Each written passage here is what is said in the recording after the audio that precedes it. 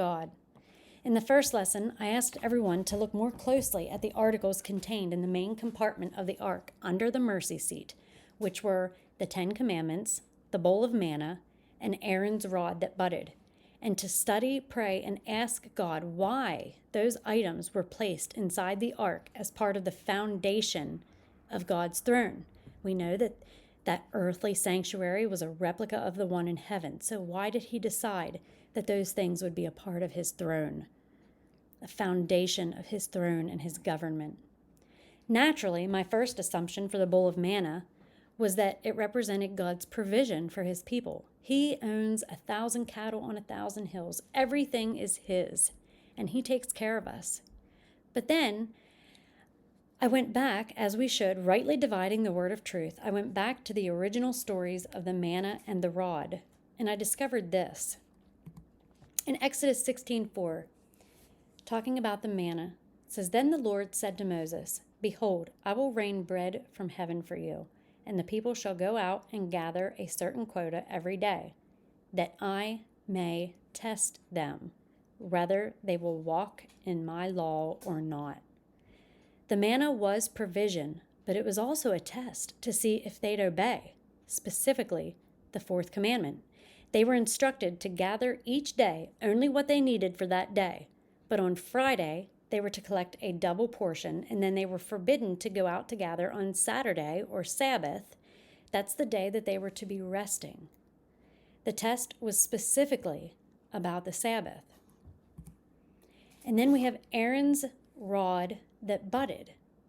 Aaron's cut off piece of dead wooden rod that then budded symbolized Jesus dying on a wooden cross, but then conquering death, rising to new life, and ultimately having the ability to do the same for us when we die to self and are reborn in him.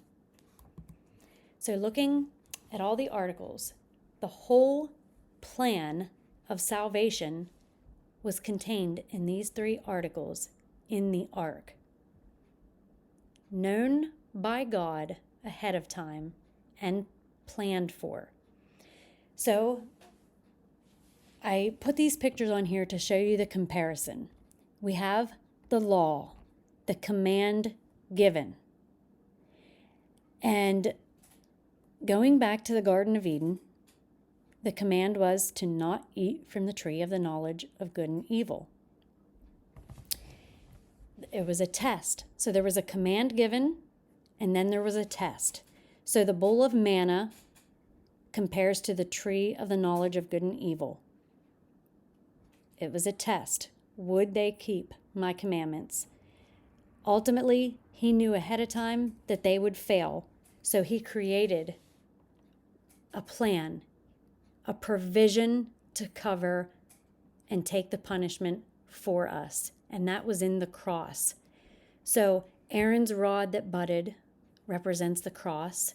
The manna represents the test that we failed. And the commandments represent the command given. Isn't that beautiful? So much detail just in the ark and in the sanctuary. And there's so much more. I can't even begin to get into all of it in one short lesson. But I encourage you to go back and study the articles of the furniture of the sanctuary for yourself. Listen to the previous lessons. Continue listening to as each week as we dive into the Word and discover more and more beautiful truths.